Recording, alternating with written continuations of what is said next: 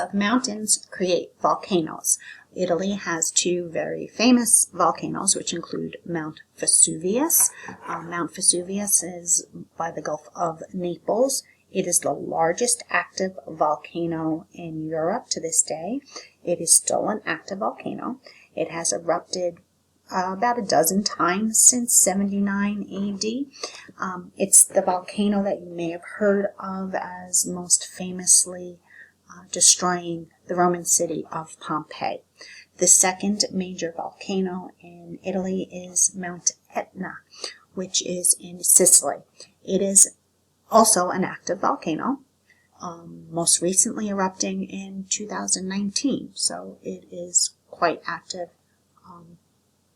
And then there's the seas, just like Greece. Rome is surrounded by different bodies of water. The Mediterranean Sea is to the south, while the Ionian Sea is to the southeast. The Tyrrhenian Sea is to the west, and the Adriatic Sea is to the east. Rome developed along the Tiber River, and as you know from our study of other ancient cultures, that is important, the development of civilizations around rivers.